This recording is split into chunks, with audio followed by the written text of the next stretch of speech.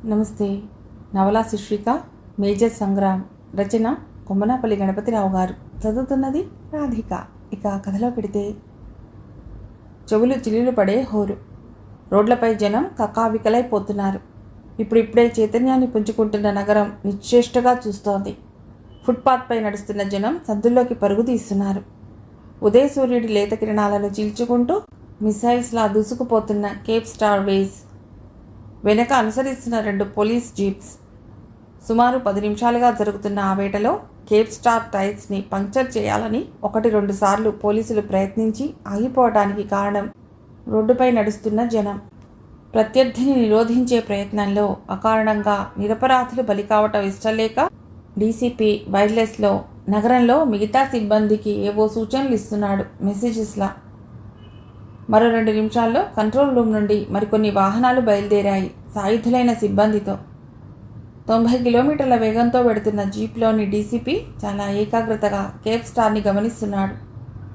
Road మలుపుల దగ్గర కీచుమంటూ skid అవుతున్నా స్లో కావటం లేదు కేప్ స్టార్.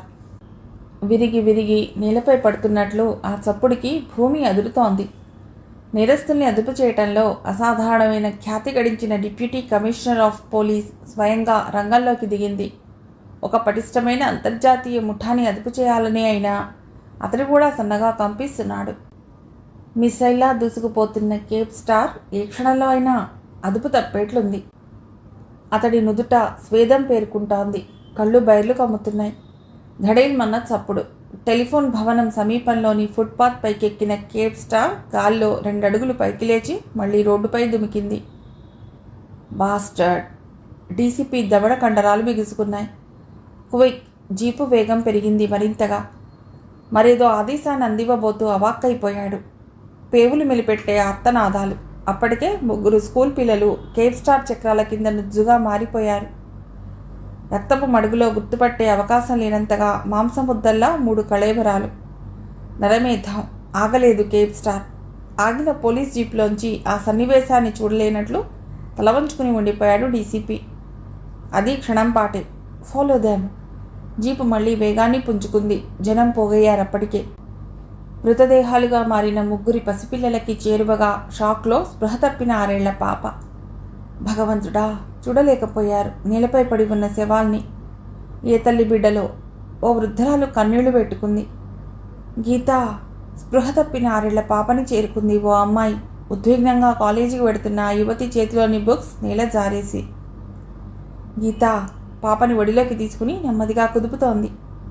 ఎవరి పాప? నలుగురిలోనూ మిగిలిన గీతని చూస్తూ అడిగారెవరో. గీత మేజర్ సంగ్రామ్ గారి కూతురు. కంపిస్తూ కలలోలా చెప్పింది ఆ యువతి. 16 ఏళ్ల ఆ యువతి పేరు సంయుక్త. నగరానికి ఓ మూలన ఉన్న వీధి. లోగిలి లాంటి ఇంట్లో గీతని పరీక్షిస్తున్నాడు డాక్టర్. 6 ఏళ్ల గీత ఇంకా స్పృహలోకి రాలేదు. ఆ పాపకి సమీపంలో సంయుక్తతో పాటు గీత తల్లి ప్రత్యూష నిలబడి ఉంది. 24 ఏళ్ల వయసున్న ప్రత్యూష ఆందోళనతో కళ్ళనీళ్లు పెట్టుకోవటం లేదు. అది జీవితం అందించిన నిబ్బరమో, అది కానినాడు ఆ ఇంటి సంస్కృతి ప్రభావమో నిర్వికారంగా పాపని చూస్తూ ఎక్కడో రాలిపోయిన 3 పసికందుల గురించి ఆలోచిస్తోంది. పాప వంటిపైనున్న స్కూల్ యూనిఫామ్పై పడి ఎండిన రక్తపు మరకలు ఏ తల్లి కడుపు కోతకో ప్రత్యక్ష సాక్ష్యాలుగా ఉన్నాయి. ఆంటీ! సంయుక్త ఇంకా రొప్పుతూనే ఉంది. నేను కాలేజీకి వెడుతున్నాను. జనంతో పాటు నేను గీతని చూశాను. It's horrible. 3 పిల్లలు ఆనవాళ్లు పట్టలేనంతగా. సంయుక్తని వారించింది వినలేనట్టుగా. ఒక్కగానొక్క బిడ్డకు తల్లిగా ప్రత్యూష అంతర్మథనం అర్థం చేసుకుందేమో. సంయుక్త గీత పక్కన కూర్చుండిపోయింది. డాక్టర్ పరీక్షించాక బయటి గదిలోకి వస్తుంటే అనుసరించింది ప్రత్యూష. ఆ గదిలో ఓ వృద్ధుడు కూర్చుని ఉన్నాడు. 6 దశాబ్దాల అనుభవానికి సాక్షీభూతంగా నిలిచిన ఆ వృద్ధుడి నుదుటి ముడతలు వెలుగులో నిక్షిప్తమవుతుంటే పళలికగా చదువుతున్న భగవద్గీతలోంచి తలపైకెత్తాడు. మానసికంగా నలిగిన వేళ అతడిని తోడులా పలకరించే నేస్తం ఆ గ్రంథం. గీత షాక్ మూలంగా స్పృహ తప్పింది. Nothing to worry. ఓ అరగంటలో స్పృహలోకి రావచ్చు. వెళ్ళిపోయాడు డాక్టర్. ఆ గదిలో చాలాసేపటి దాకా నిశ్శబ్దం ఆవరించింది. సడలని ధైర్యంతో ఎలాంటి సన్నివేశాన్నైనా తట్టుకోగలిగే కోడలు మానసికంగా ఎంత అలసటికి గురైంది అర్థమైనట్టుగా నెమ్మదిగా పైకి లేచాడు. టేక్ ఇట్ ఈజీ, తల నిమిరాడు ఆప్యాయంగా. ఈ విషయం సంగ్రామ్కి తెలియనివ్వకు. అది అభ్యర్థన కాదు, ఆదేశం. ఎక్కడో ఏ వ్యాపకంలోనో మునిగి ఉండే మిలిటరీ ఆఫీసర్ అయిన తన కొడుక్కి ఈ విషయం తెలియటం ఆయనకి ఇష్టం లేదు. ఆందోళన పడతాడని కాకపోయినా ఏకాగ్రత భంగం అవుతుంది. కుంభరంగా తల పంకిస్తూ గీత ఉన్న గదిలోకి నడిచాడు రిటైర్డ్ బ్రిగేడ్ ధీరేంద్ర వర్మ. 3 యుద్ధాల్లో పాల్గొని అసాధారణమైన శక్తి సాహసాల్ని ప్రదర్శించిన ఆయన 2 రాష్ట్రపతి బంగారు పతకాల్ని అందుకున్న విశిష్ట వ్యక్తి. గోడలపై ఉన్న 2 నిలువెత్తు ఛాయాచిత్రాలు ఆ విషయాన్ని స్పష్టం చేస్తున్నాయి. ఆ గతాన్ని గుర్తు చేసుకుంటూ ఆయన ఎప్పుడూ గర్వపడలేదు. కానీ గీత ఆ ఫోటోలకేసి చూసి పదే పదే ప్రశ్నిస్తుంటే మాత్రం చాలా ఆనందపడటమే కాదు, గర్వంగా కథలా చెప్తుంటారు కూడా. అంచేత నువ్వు అలా భయపడితే నేను షేమ్ పప్పీ షేమ్ అంటూ ప్రతిరోజు ఉడికిస్తాను, మృదువుగా మనవరాల్ని హెచ్చరించారు ధర్మేంద్ర వర్మ. అయితే అస్సలు భయపడద్దా? సాలోచనగా అడిగింది గీత. ఆమె స్పృహలోకి వచ్చింది అరగంట క్రితమే. అప్పటి నుండి స్టెనోథెరపీని ప్రారంభించారు ఆయన. కొంచెమైనా వద్దా? కొంచెం భయపడటానికి అవకాశం ఇమ్మన్నట్లుగా చూసింది గీత. అలా అయితే మన జట్టు కట్ ఆఫ్. వద్దు గ్రాండ్పా, నేను భయపడను. That's good. అది కాదు గ్రాండ్పా. అంతలోనే తను చూసిన ఏ విషాద స్మృతి మెదిలిందో ఉన్నట్టుండి కళ్ళలో నీళ్లు నిలిచాయి.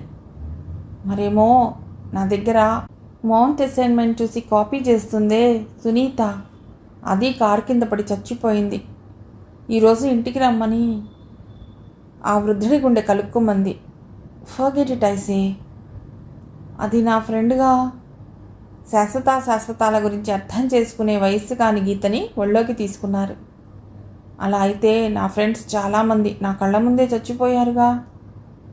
ఇప్పుడు చైనా యుద్ధంలో, పాకిస్తాన్ వార్లో. నిజం? ప్రామిస్. సుబ్బారావు అని ఆర్మీలో నా ఫ్రెండ్ ఉండేవాడు. అప్పుడు ఏమైంది? ఓసారి సెలవులకి అనకాపల్లిలోని వాళ్ళ ఇంటికి వెళ్ళాను. వాళ్ళమ్మ పెళ్లి చేసుకోమని పట్టుబట్టింది. మరో 2 ఏళ్ల దాకా కుదరదని మొండికేశాడు. అయితే వాళ్ళమ్మ అలిగి భోజనం చేయటం మానేసింది. పాపం. అయితే ఇంతలో చైనాతో మనకి యుద్ధం డిక్లేర్ అయింది. దీంతో సెలవు క్యాన్సిల్ చేసుకుని హెడ్ క్వార్టర్స్కి రిపోర్ట్ చేశాం. మరి వాళ్ళమ్మ భోజనం చేసిందా? ఆ విషయంలో వాడికి దిగులు ఎక్కువైంది. దాంతో యుద్ధం కాగానే పెళ్లి చేసుకుందాం అనుకుని నిర్ణయించుకుని వాళ్ళమ్మకి ఉత్తరం రాశాడు. అప్పుడు పోస్ట్ చేద్దాం అనుకుంటూ జేబులోనే ఉంచుకుని యుద్ధం ఉధృతం కావడంతో ఆ విషయం మర్చిపోయాడు. ఓసారి మా క్యాంపు నుండి బయలుదేరిన నేను, సుబ్బారావు, మరో 15 మంది సైనికులతో చైనా బార్డర్లోకి చొచ్చుకుపోయా. బాగా అలసటగా ఉంది. అప్పటికి మేం భోజనం చేసి 4 రోజులైంది. అదేం గ్రాండ్పా? మాకు చెందని ఓ బ్రిడ్జ్ని శత్రువులు కూల్చేయటంతో, పైగా ఆ ప్రాంతం చైనా సైనికుల ప్రాబల్యంతో ఉండటంతో మాకు అన్నం లేదు. క్రమంగా మా దగ్గరున్న శక్తి అయిపోయింది. అయినా మేము వెనకడుగు వేయలేకపోయాం. ఒక అర్ధరాత్రి బడలికగా పొదల మాటలో విశ్రమించిన మేము హఠాత్తుగా శత్రు సైనికులు చుట్టుముట్టడంతో కంగారు పడ్డాం. శత్రువులు 10 మంది దాకా ఉండటంతో ఆందోళన చెంది సుబ్బారావు తొందరపాటుతో పరిగెత్తబోయి పొదల్లో పడిపోయాడు. నేల మీద పాకుతూ సురక్షితమైన ప్రాంతాన్ని చేరుకోవాలనుకుంటున్న నేను శత్రువుల కాల్పుని, సుబ్బారావు ఆర్తనాదాన్ని విన్నాను. లోయలోకి దొర్లిపోతున్నాడు. నాకు తెలుసు శత్రువులు నన్ను చూస్తే అదే నాకు ఆఖరి క్షణమవుతుందని. నా బృందమంతా తూటాలకి కూలిపోతుంటే తెగించి నేను లోయలోకి దొర్లాను. తప్పించుకోవాలని కాదు, సుబ్బారావుని చూడాలనిపించి. దిగువ 60 అడుగుల లోతున కనిపించాడు. అతడి గుండెల్లో నుంచి రక్తం చింపుతోంది. శత్రువులు నన్ను వెంటాడినా తప్పించుకుంటూ వెళ్ళి ఓ బండరాయి పక్కన వాడిని దించాను. బాధతో మెలిదిరిగిపోతున్నాడు. ఫస్ట్ ఎయిడ్ చేయాలి. సుబ్బారావు ఇక ఎక్కువసేపు బతకడని తెలిసిపోయింది నాకు. ఏం చేయాలో పాలుపోవటం లేదు. సుబ్బారావుకి అర్థమైపోయింది. ఏమని? చచ్చిపోతున్నానని. అంతే. ఉత్తరం సంగతి గుర్తుకొచ్చిందేమో. శక్తిని కూడగట్టుకుంటూ జేబులో ఉత్తరాన్ని తీశాడు. నా చేతికి అందిస్తూ నెమ్మదిగా అన్నాడు. క్షణం ఆగారాయన, గత స్మృతులు మనస్సుని కలచివేస్తున్నట్లుగా. చెప్పు గ్రాండ్పా, తొందర చేసింది గీత. ఏమన్నాడు? ఈ ఉత్తరం అమ్మకి అందేసరికి నేనుండను, అయినా నువ్వు అందించు అన్నాడు.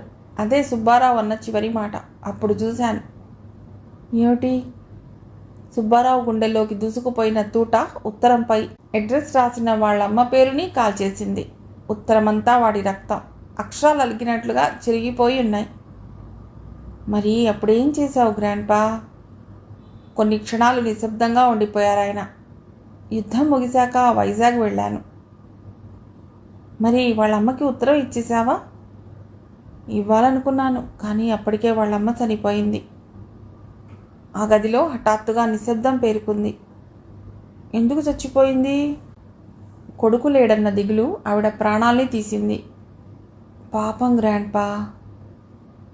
Yes Geeta, that is life, వేదాంతిలా అన్నాడు. ఇదొక్కటే కాదు, ఇలాంటివే నాకు ఎన్నో అనుభవాలు. చాలా సమీపంగా వచ్చిన మృత్యు బారి నుండి నేను చాలాసార్లు తప్పించుకున్నాను. నా వడిలోనే ప్రాణాలు వదిలిన ఎందరో స్నేహితులకి, సోల్జర్స్కి నేను సాక్షిగానూ ఉన్నాను. అయినా అప్పుడు అసలు భయపడలేదు. అందుకని నువ్వు భయపడకూడదు. మరి నేను చిన్న పాపనిగా. అయినా భగవద్గీత చదువుతుంటావుగా. భయం వేసేటప్పుడు భగవద్గీతలో ఓ శ్లోకం చదవాలని ఆయన చెప్పిన విషయమే. Okay grandpa. ఆ వృద్ధుడి గుండెలపై వాలి ఆయన్ని చుట్టేసింది. సో నువ్విప్పుడు మామూలుగా ఆడుకుంటావు. సంయుక్త ఆంటీ చెప్పే కథలు వింటూ బోలెడంత ధైర్యం తెచ్చుకుంటావు. పాపని సంయుక్తకు అందించాడు. అదే వీధిలో ఉండే సంయుక్త ఆ ఇంటిలోని మనిషిలాగా అందరితో కలిసిపోయింది. ప్రత్యూష్ అంటే ఆమెకు ఆరాధన, గీత అంటే వల్లమాలిన ప్రేమ. రిటైర్డ్ బ్రిగేడియర్ ధర్మేంద్ర మాటలంటే గీతలానే తను అడోర్ చేస్తుంది. భారంగా నడిచి టెర్రస్ పైకి చేరుకున్నారాయన. ప్రత్యూష అనుసరించింది. ఆమెకు అర్థమవుతూనే ఉంది. బయటికి ప్రశాంతతని నటిస్తున్న ఆయన చాలా టెన్షన్కి లోనే ఉన్నారు. జీవితాన్ని ఆదర్శవంతంగా మలుచుకుని అదే ఆదర్శాన్ని తన కొడుకు జీవిత లక్ష్యంగా మార్చి కోరి మరీ అతడిని మిలిటరీ ఆఫీసర్ని చేసిన మామగారంటే ఆమెకు ఎనలేని గౌరవం. ప్రత్యూష పెరిగింది ఓ శరణాలయంలో. ఆయన అభీష్టం పైన ఆలయం లాంటి ఇంట కోడలిగా అడుగుపెట్టింది. ఆయనో హిమాచలం. అచంచలమైన నిర్వచనాలయ వాక్కుల్ని పదాలుగా జీర్ణింపజేయగల భగవద్గీత ఆయన జీవితం. అలా అని సిద్ధాంతాల రాద్ధాంతాలను బలవంతంగా వ్యక్తులపై ప్రభావం చూపాలనుకునే ఛాదస్సుడు కాడాయన. ఒకనాడు దేశం కోసం పోరాడి అత్యున్నతమైన స్థానాన్ని అధిరోహించిన సైనికాధికారి అయినా అక్రమంగా ఏ క్రమశిక్షణని తన వాళ్లపై రుద్దడం ఆమె చూడలేదు. గీతా పారాయణం, మనువరాలు గీతతో కాలక్షేపం, ఈ రెండే ప్రస్తుతం ఆయన దినచర్యలు. బహుశా అందుకేనేమో గీతకు జరగబోయిన ఉపద్రవం వినటంతో చాలా కలత చెందారు. బ్రేక్ఫాస్ట్ చెయ్యరు? అడిగింది ప్రత్యూష. ఆకలిగా లేదమ్మా. అంటే టెన్షన్లో ఉన్నారన్నమాట. లేదు, మనిషి ఆహార విహారాల్ని గతి తప్పించేది టెన్షన్ మాత్రమే అనేవారుగా. ఆయన మాటల్ని అతడికే అప్పజెప్పింది ఆమె. మామూలుగా అయితే ఇలాంటి సన్నివేశంలో జోవియల్గా చాలా మాట్లాడేవారు. కానీ ఇప్పటి స్థితి వేరు. మీరు జవాబు చెప్పటం లేదు మావయ్య. ఆత్మీయంగా ఆయన భుజంపై చేయి వేసింది. అమ్మా ప్రత్యూష. తండ్రి లాంటి ఆర్ద్రత ఆయన గొంతులో. నిజమే, చాలా రోజుల తర్వాత నేను ఈవేళ టెన్షన్కి గురయ్యాను. మీకు చెప్పగలిగే మేధస్సు నాకు లేదు. కానీ ఎన్నో యుద్ధాల్ని, ఎంతో రక్తపాతాన్ని చూసిన మీరు ఇలాంటి చిన్న విషయానికి ఇంతగా కలవరపట్టం. ఇది చిన్న విషయం కాదమ్మా. అస్తవ్యస్తమైపోతున్న ఏ సాంఘిక వ్యవస్థ గుర్తుకొచ్చిందో, మనస్సు ద్రవించేసే ఎన్నెన్ని సంఘటనలు జ్ఞప్తికొచ్చాయో బాధగా అన్నాడు ఆయన. ఇప్పుడు ప్రతి నిమిషము, ప్రతి లిప్త దేశంలో జరుగుతున్న సన్నివేశాలలో ఇది ఒకటి మాత్రమే తప్ప ఇది ఒక్కటే కాదుగా జరిగింది. డామెట్, కాశ్మీర్ నుండి కన్యాకుమారి దాకా ఎటు చూసినా అంతా ఇదేగా. ఇప్పుడు గీతకి ఏదో జరిగింది అని నేను బాధపడటం లేదమ్మా. ప్రతి క్షణం దేశం నలుమూలలా ఆహుతి అవుతున్న గీతల గురించి, కడుపు కోతలతో మిగిలిపోతున్న తల్లిదండ్రుల తలరాతల గురించి కలవరపడుతున్నాను. పంజాబ్లో రక్తపాతం, బోడో గూర్ఖా పోరాటాలలో రాలిపోతున్న నిర్భాగ్యులు, మతపరమైన కల్లోలంతో రక్తం చిమ్ముతున్న ఈ దేశం. దీనికోసమా ఒకనాడు ప్రాణాలు ఒడ్డి స్వరాజ్యం సాధించింది? ఈ నేలని రక్షించుకోవాలనా నాలాంటి వాళ్ళెందరో యుద్ధంలో నేలకూలింది? ప్రత్యూష జవాబు చెప్పలేదు. ఎన్ని నాళ్లుగానో జరుగుతున్న అంతర్మథనానికి గండిపడ్డట్టు చాలా అసహనంగా చెప్పుకుపోతున్నాడాయన. పోరాటాలు మనిషిని నైతికంగా పటిష్టపరచాలి. నిన్న సంపాదించిన స్వాతంత్ర్యంలో ఆహుతులైన వ్యక్తుల చరిత్రలతో ప్రభావితమైన వ్యక్తి సాంఘికంగా విస్తరించి రేపటి వైపు నడవాలి. నిన్న మనం నష్టపోయిన జీవితాన్ని తలుచుకుంటూ రక్తంతో తడిసిన చరిత్ర పుటల్ని ఆదర్శంగా తీసుకుని పురోగతి వైపు ప్రయాణం చేయాలి. కానీ ఏమవుతుంది? బానిసత్వంలో ఉన్న ఏకత్వం స్వేచ్ఛ తర్వాత భిన్నత్వం కేసి సాగిపోతోంది. ప్రాంతాలు, మతాలు, వ్యక్తివాదనలు సంఘాన్ని చిన్నాభిన్నం చేస్తున్నాయి. అలాంటి దౌర్భాగ్య స్థితికి దోహదం చేస్తున్న పొలిటీషియన్స్. ఎస్ ప్రత్యూష, ప్రజా సంక్షేమం కోసం ఏర్పడిన రాజకీయ వ్యవస్థ వ్యక్తి ఉన్నతి కోసం ప్రాకులాడుతోంది. పోరాడి ప్రగతిని సాధించడం చేతగాని ఒక రాజకీయ వ్యవస్థ ఓ బింద్రేస్వాలా ఉత్పత్తికి ప్రేరణ అందిస్తుంది. ఆ ప్రేరణ సంఘం ఆమోదించలేని నాడు ఉన్మాద వ్యవస్థ సృష్టికి మూలమవుతుంది. అక్కడ చోటు చేసుకున్న అహం వర్గంలా వేళ్ళూని నిప్పురగల్చిన రాజకీయ వ్యవస్థ ఆర్పలేని దావానలమై అది దేశాన్ని తగలబెడుతుంది. ఇలాంటి ఓ తిరుగుబాటు మరెన్నో టెర్రరిస్ట్ కార్యకలాపాలకి ప్రారంభమై సంఘం వ్యక్తిగా కుంచుకుపోతుంది. ఆ వ్యక్తివాదం మతపరమైన మౌఢ్యాన్ని ప్రేరేపించి పక్కనున్న మనిషి ప్రాణాలతో ఆడుకోవాలనే ఉన్మాదానికి గురి చేస్తుంది. ఎంతటి దురదృష్టం ఇది!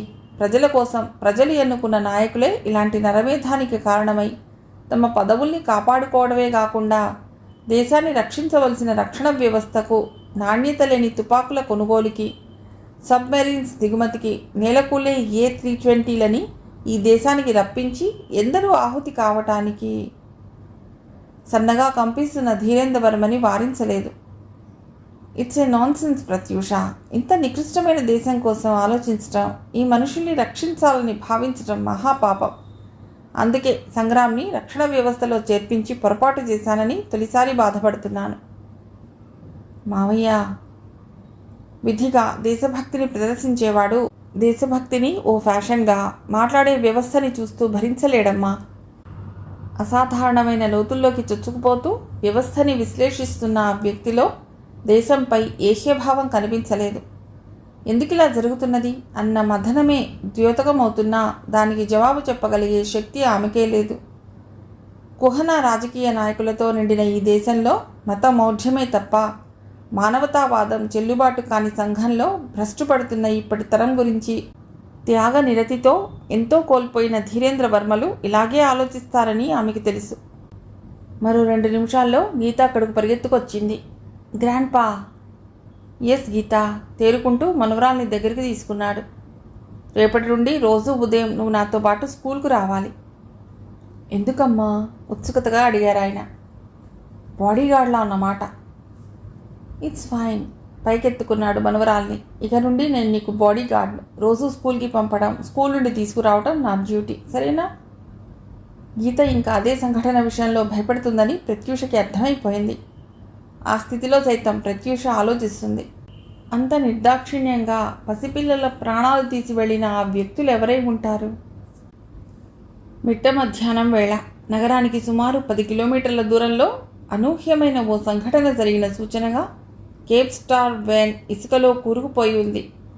ఉదయం ఆ వ్యాన్ని అనుసరించిన డీసీపీతో పాటు 5 కానిస్టేబుల్స్ ఇసుకలో శవాల్లా పడి ఉన్నారు. సమీపంలోంచి సముద్రపు హోరు. చుట్టూ చేరిన జనం. నగరంలోని పోలీసు బలగమంతా అక్కడే ఉన్నారు. ఓ పక్క సరుగుడు తోట దాకా పాదాల గుర్తుల్ని, రక్తసిక్తమై పడి ఉన్న కళేబరాల్ని ఫోటోలు తీస్తున్నారు ఫోరెన్సిక్ ఎక్స్పర్ట్స్. ఉన్నట్టుండి జనంలో కలకలం. రివ్వున దూసుకుంటూ వచ్చిన ఓ అంబాసిడర్లోంచి దిగాడు డీజీపీ సత్యేంద్ర. సుమారు 2 గంటల క్రితం రాజధానిలో ఉన్న సత్యేంద్రకి ఈ వార్త అందజేయబడింది. తప్పించుకుపోయే ప్రయత్నంలో కేప్ స్టార్లోని ప్రత్యర్థులు డీసీపీతో పాటు 5 కానిస్టేబుల్స్ని కాల్చి చంపారు. మొత్తం రాష్ట్రాన్ని కదిలించిన సంఘటన అది. వెంటనే రాష్ట్ర ప్రభుత్వానికి చెందిన హెలికాప్టర్లో డీజీపీ బయలుదేరొచ్చారు. ప్రత్యర్థి సాగించిన మారణహోమానికి ప్రత్యక్ష సాక్ష్యంలా రక్తపు మడుగులో పడి ఉన్న పోలీస్ సిబ్బందిని అవాక్కై చూస్తుండిపోయారు. నుదుట పట్టిన స్వేదాన్ని కర్చీఫ్తో తుడుచుకుంటూ మరణించిన డీసీపీని, సమీపంలోని కేప్ స్టార్ని, చుట్టూ పరిసరాల్ని ఏకాగ్రతగా గమనించాడు. గాడ్! ఒక ఐపీఎస్ ఆఫీసర్ ఇలాంటి పరిస్థితిలో మరణించడం అతని ఊహకందనిది. ప్రత్యర్థి ఎవరన్నా కానీ చాలా శక్తిమంతుడని అర్థమైన తొలిక్షణం అదే. 2 క్షణాల తర్వాత పోలీస్ కమిషనర్ని చూస్తూ అడిగాడు, ఎనీ ఇన్ఫర్మేషన్? No sir. ఇబ్బందిగా కదిలాడు పోలీసు ఆఫీసర్. ఎన్కౌంటర్లో ప్రత్యర్థి ముఠాకి చెందిన 5 వ్యక్తులు ఇసుకలో కూరుకుపోయిన వ్యాన్ నుండి తప్పించుకు పారిపోతూ మన వాళ్ళని షూట్ చేశారు. అందరూ పోగా గాయాలతో తప్పించుకున్నది ఒకే ఒక్క కానిస్టేబుల్. ప్రస్తుతం అతడు హాస్పిటల్లో ఉన్నాడు. ప్రత్యర్థులు అధునాతనమైన AK-47 లాంటి అసాల్ట్ రైఫిల్స్ వాడినట్టు బేలిస్టిక్ ఎక్స్పర్ట్స్ అంచనా. డామిట్ అరిచాడు ఆయన అసహనంగా. నేను తెలుసుకోవాలనుకుంటున్నది వాళ్ళ ఆయుధాల గురించి కాదు, వాళ్ళ శక్తి గురించి కాదు. ఒక్క వ్యక్తి దొరకనప్పుడు కనీసం వాళ్ళెవరో, ఏ ముఠాకి చెందిన వాళ్ళో ఆ వివరాలు ఏమన్నా సేకరించారా అని. నిశ్శబ్దంగా నిలబడిపోయాడు పోలీస్ కమిషనర్. అతడొక్కడే కాదు, ఆ వివరాలు సేకరించే ప్రయత్నంలో నగరమంతా గాలించి రికార్డ్స్ పరిశోధించి ఒక్క ఆధారము చేజిక్కించుకోలేకపోయిన ఇంటెలిజెన్స్ స్పెషల్ బ్రాంచ్ అధికారులు సైతం మౌనం వహించారు. సో భావరహితంగా చూశాడు అందరినీ. Nothing is traced expect dead bodies for autopsy sir. అప్పుడు ముందుకొచ్చాడో నార్కోటిక్స్ బ్యూరో అధికారి.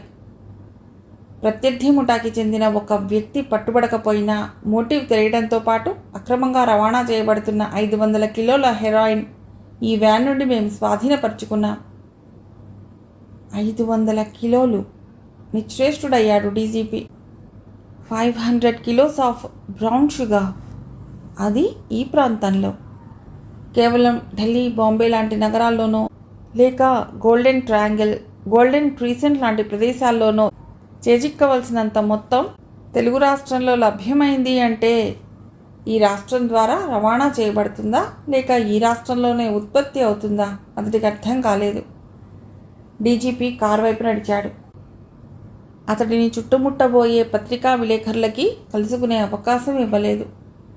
నగరపు నడిబొడ్డున ఉన్న కంట్రోల్ రూమ్ని చేరుకుని సుమారు 2 గంటల పాటు ఫోన్ ద్వారా దేశ రాజధానిలో ఉన్న సిబిఐ చీఫ్ని, ఇంటెలిజెన్స్ బ్యూరో అధికారుల్ని, ఈ మధ్యకాలంలో మాదక ద్రవ్యాలు రవాణా చేసే వ్యక్తులుగా కేసులు నమోదు చేయబడిన ప్రముఖ వ్యక్తుల గురించి వివరాలు అడిగి తెలుసుకున్నాడు. కానీ పొంతన కుదరలేదు. దేశంలో డ్రగ్స్ ట్రాఫికింగ్ డాన్స్గా వ్యవహరించే ప్రముఖులంతా ఉత్తర భారతదేశానికి చెందిన వాళ్ళు. ఇటుగా వచ్చే అవకాశం లేదు. అంటే ఈ రాష్ట్రంలోనే అటువంటి వ్యవస్థ ఒకటి ప్రారంభమైందా? ఈ నగరంలో జరిగిన నరమేధం గురించి కేంద్ర ప్రభుత్వం సైతం అబ్బురంగా చర్చించుకుంటున్న సమయంలో ప్రత్యర్థి విషయంలో ఒక్క క్లూ సైతం సాధించలేకపోయిన సత్యేంద్ర అసహనంగా పోలీస్ గెస్ట్ హౌస్కి బయలుదేరుతుండగా ప్రెస్ రిపోర్టర్స్ చుట్టుముట్టారు. తప్పించుకోలేదు, అసలు తప్పించుకోవాలనుకోలేదు. శక్తివంచన లేకుండా కృషి చేయడం, ఒకవేళ విఫలమైతే నిస్సంకోచంగా తన ఓటమిని అంగీకరించడం అలవాటైన డీజీపీ సత్యేంద్ర నిర్లిప్తంగా చూశాడు అందరి వైపు. నేరస్తులెవరో గుర్తించారా? అడిగారెవరో. లేదు, ఆ ప్రయత్నంలో చాలా కోణాన్ని శోధించాను, కానీ ఫలితం దక్కలేదు. డైరెక్టర్ జనరల్ ఆఫ్ పోలీస్గానే కాక చాలా చరిత్రగల పోలీస్ ఆఫీసర్గా సైతం పేరుగల మీరిలా చేతులు ముడిచి కూర్చోవటం దారుణం. ఇప్పటిదాకా చేసిన ప్రయత్నాల్లో విఫలమయ్యాం అన్నానే తప్ప ఇక ప్రయత్నం విరమించుకుంటున్నానని నేను అనలేదు. మరి కేప్ స్టార్ వ్యాన్ కింద నలిగిపోయిన 3 పసిపిల్లల విషయంలో, ప్రత్యర్థి ఎన్కౌంటర్లో ఆహుతులైన పోలీసు సిబ్బంది విషయంలోనూ మీరిచ్చే సంజాయిషి ఏమిటి? ఈ సంజాయిషి ఇవ్వవలసింది నేను కాదు, ప్రత్యర్థి. అతడెవరో తెలియాలిగా. వెంటనే నిర్బంధిస్తానని నేను హామీ ఇవ్వలేను. చట్టం నుండి ఏ నేరస్తుడు తప్పించుకోలేడని స్టేట్మెంట్ సైతం ఇచ్చే స్థితిలో లేను. ఈ క్షణం దాకా నేను కూడా మీ స్థితిలోనే ఉన్నాను. ఇలా చెప్పటం రాష్ట్ర పోలీసు ఉన్నతాధికారిగా నాకు బాధాకరమైన విషయమైనా ఇంతకంటే ఇప్పుడేమీ చెప్పలేను. Please leave me. ఆ తతంగం ఇక అర్థాంతరంగా ముగిసేదే. అంతలో దూకుడుగా పరిగెత్తుకొచ్చాడు ACP. Sir, he's on the line. ఎవరు? అన్యమనస్కంగా అడిగాడు ఆయన. విస్పరింగ్లా చెప్పాడేదో. డీజీపీ మొహంలోని రంగులు మారటంతో అక్కడున్న ప్రెస్ రిపోర్టర్స్కి అర్థమైపోయింది. అడగాలనుకుంటుండగానే దూకుడుగా కంట్రోల్ రూమ్లోకి నడిచాడు డీజీపీ. పోలీస్ సిబ్బంది వెల్లువలా లోపలికి చొచ్చుకురాబోతున్న రిపోర్టర్స్ని నిరోధిస్తుండగా అక్కడ లోపల గదిలో నుండి మాట్లాడుతున్నాడు డీజీపీ సత్యేంద్ర. నేను ఎవరన్నది క్లుప్తంగా వివరిస్తాను మిస్టర్ డీజీపీ. సో నేను ఎక్కడి నుండి ఫోన్ చేస్తున్నది తెలుసుకునే పిచ్చి ప్రయత్నం చేసినా లాభం లేదు. కాబట్టి ఇంత ఆర్గనైజ్డ్గా చేసే నువ్వు సులభంగా మా చేతికి చిక్కవని ఊహించగలను. చెప్పు.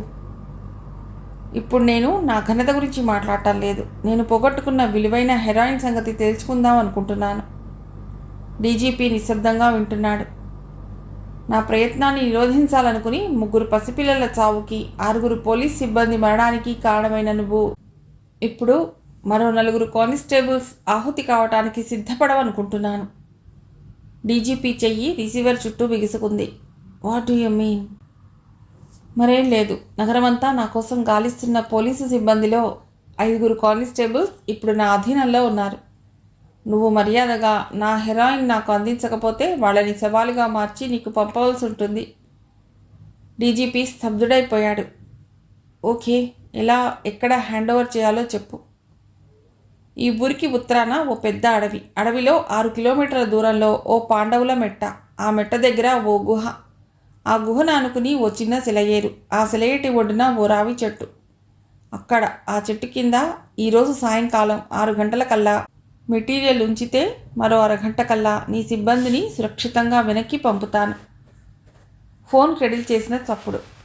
ఇంకా చాలా మాట్లాడాలనుకున్నాడు, కానీ ప్రత్యర్థి అవకాశం ఇవ్వలేదు.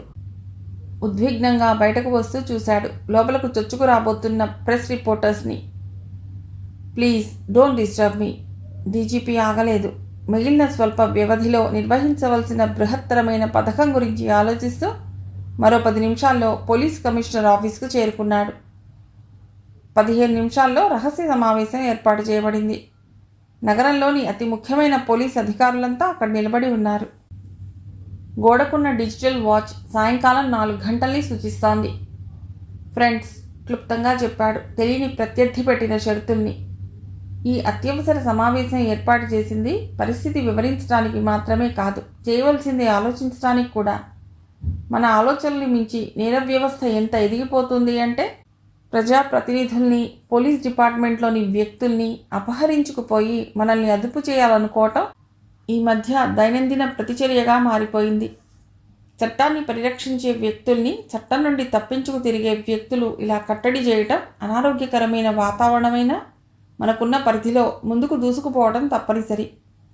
ఒకవేళ కానిస్టేబుల్స్ని మనం రక్షించుకోలేని నాడు ప్రజల దృష్టిలో మనం చులకనవ్వడమే కాక మన డిపార్ట్మెంట్లో సైతం అశాంతి ప్రబలిపోతుంది. అలా అని నేరస్తులు చెప్పింది చేయటం ఒక్కటే మన లక్ష్యం కాకూడదు. 2 క్షణాలు ఆగాడు. ప్రత్యర్థి ఇచ్చిన గడువు మరో 1:47 నిమిషాల్లో పూర్తి కాబోతోంది. చివరగా అమలు కావలసిన పథకానికి ప్రతిరూపం ఇస్తూ చెప్పాడు డీజీపీ నరేంద్ర.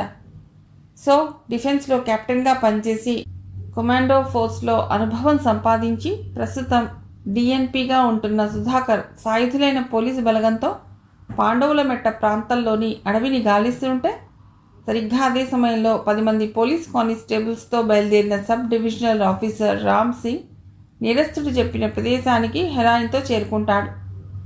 ఆ బాక్స్లో ఏమీ లేదన్న వాస్తవం ప్రత్యర్థికి తెలిసేసరికి మరో మార్గంలో ఫారెస్ట్లో కడుగుబెట్టిన డీఎస్పీ సుధాకర్ ఆ నేర వ్యవస్థని ఎదుర్కోగలగాలి. చాలా తొందరపాటుగా తీసుకున్న నిర్ణయం ఇది. పథకంలో ఏదో లోపం ఉన్నట్టు డీజీపీకి సైతం అనిపించినా లోతుగా చర్చించే వ్యవధి లేదు. 2 నిమిషాల్లో బయలుదేరిన ఎస్టీఓ రామ్ సింగ్ బృందం మరో 45 నిమిషాల్లో అరణ్య ప్రాంతాన్ని చేరుకుంది. అదే సమయానికి వాయవ్య దిశలో ఓ లోయ ప్రాంతంలో డీఎస్పీ సుధాకర్ అడుగుపెట్టి ప్రత్యర్థి స్థావరాన్ని తెలుసుకునే ప్రయత్నంలో ముందుకు దూసుకుపోతున్నాడు. రాత్రి 8 గంటలు కావస్తోంది. పావుగంట క్రితమే టీవీలో తెలుగు న్యూస్ విన్న ధీరేంద్ర వర్మ మనస్సు ఆందోళనతో అలజడి చెందుతోంది. ఉదయం జరిగింది మామూలు వేట కాదు. ఆ సంఘటన 3 పసిపిల్లల మరణంతోనే పూర్తి కాలేదు. మరి కొద్దిమంది పోలీసు సిబ్బంది బలికి కారణమయ్యింది. ఇంకా ఏం కాబోతోందో. హెరాయిన్ పట్టుబడ్డంతో మొదలైన ఈ సంఘటన ఎన్నెన్ని మలుపులు తిరగబోతోంది.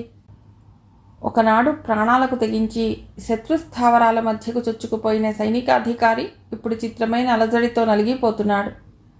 ఆ పోరాటానికి ఓ లక్ష్యం ఉంది. ఆ రక్తపాతం వెనుక దేశ రక్షణ అనే ధ్యేయం ఉంది. కానీ ఎక్కడో మొదలై మరెక్కడో అంతమయ్యే క్రూర ప్రవృత్తి ఇది. యుద్ధంలో నిబంధనలు ఉండవు. ఉంటే నిన్న మొన్నటిదాకా ప్రశాంతంగా ఉన్న తెలుగు రాష్ట్రం మృత్యుమేఘాలు కమ్ముకున్న మరుభూమిగా మారేది కాదు. టెర్రస్పై నిలబడి చీకట్లోకి చూస్తున్న ఆయన ఆలోచనలు చెదిరిపోయాయి గీత పిలుపుతో. గ్రాండ్పా, దొంగల కన్నా పోలీసులే తెలివైన వాళ్ళుగా.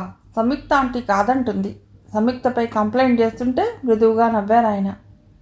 నేనే రైట్ కదా గ్రాండ్పా? ఓ పసికందు దృష్టిలో పోలీసు వ్యవస్థపై నమ్మకం సన్నగిల్లటం ఇష్టలేని ఆ వృద్ధుడు మృదువుగా అన్నాడు. నిజమే, పోలీసులే తెలివైన వాళ్ళు. అది కాదు గ్రాండ్పా, సంయుక్త అంది. అదే నిజమైతే పోలీసుల మీద అన్ని జోక్స్ ఎందుకు ప్రారంభమైనాయి? జోక్స్ అన్నవి నవ్వుకోవటానికి కాబట్టి. అలా నవ్వుకునేట్టు ప్రవర్తించకపోతే ఆ జోక్స్ మొదలు కావుగా, తార్కికంగా అంది సంయుక్త. వాతావరణాన్ని తేలికపరుస్తూ అన్నారాయన. మరి అలాంటి జోక్స్ ఏమన్నా గీతకి చెప్పావా? లేదు.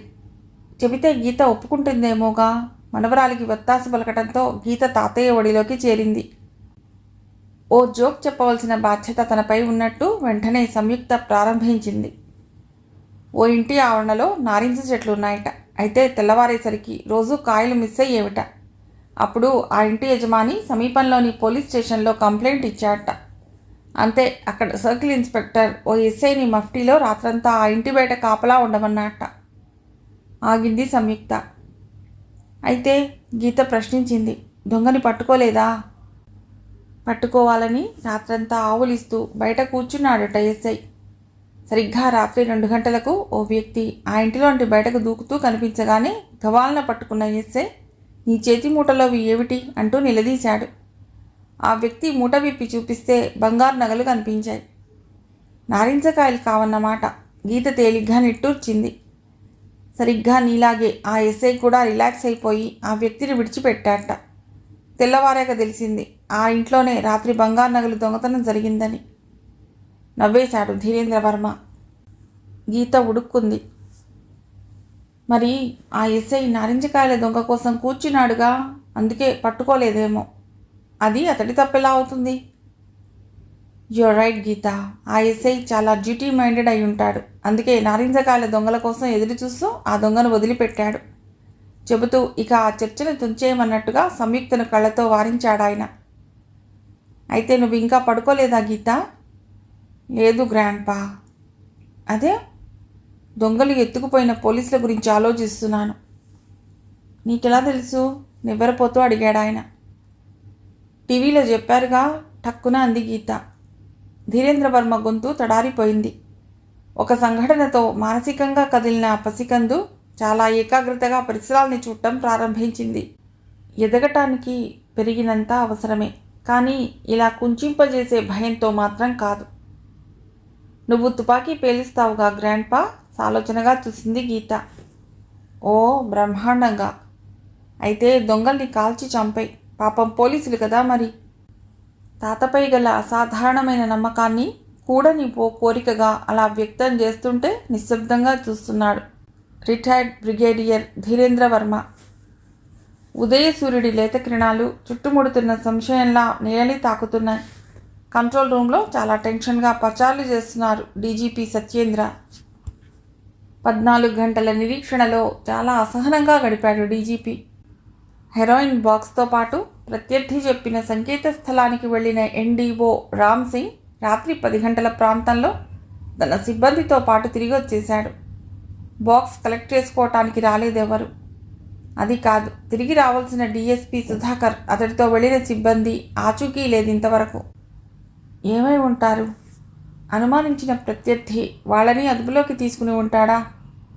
ముందు కిడ్నాప్ అయిన కానిస్టేబుల్స్ మాట ఏమిటి? టెన్షన్గా అతడు ఎదురు చూస్తుండగానే ఫోన్ రింగ్ అయింది. ప్రత్యర్థి అనుకున్నాడు.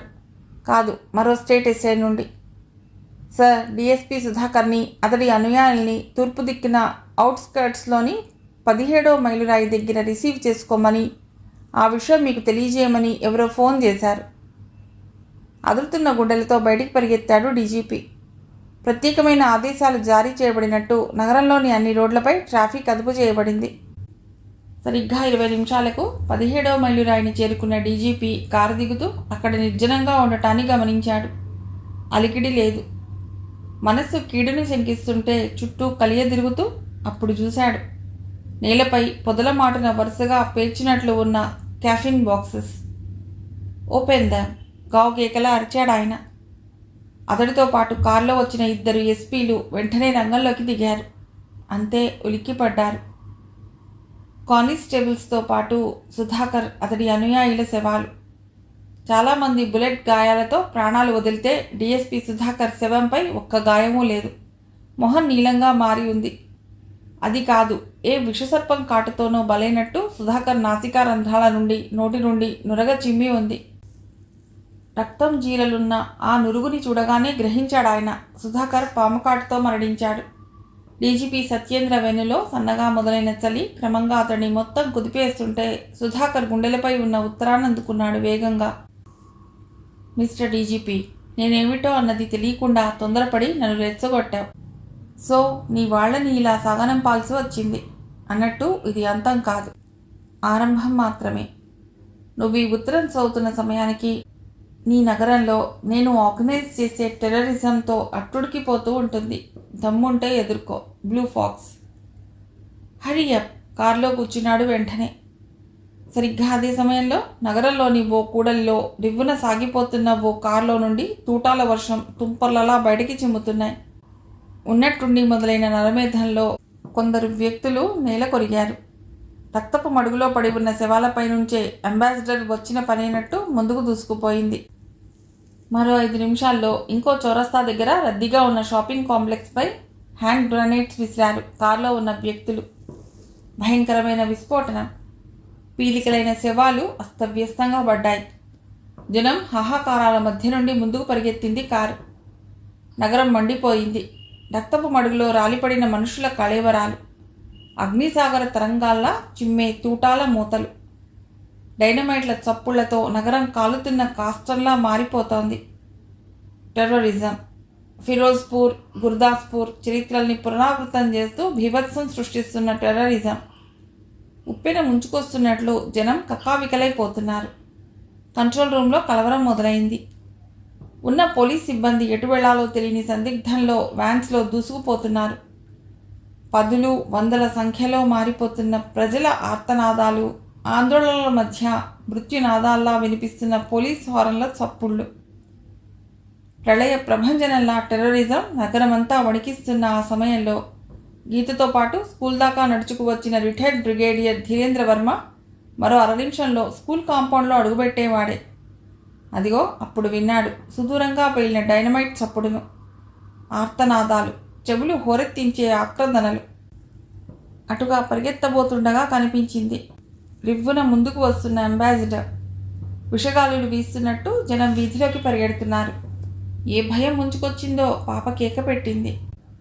గ్రాండ్పా. కారు స్లో కావటం లేదు. మరుక్షణం ఆలస్యమైతే తన కళ్ళ ముందే ఆ కారు కింద నిన్న రాలిన పసిపిల్లల కథ పునరావృతం అయ్యేట్టుంది.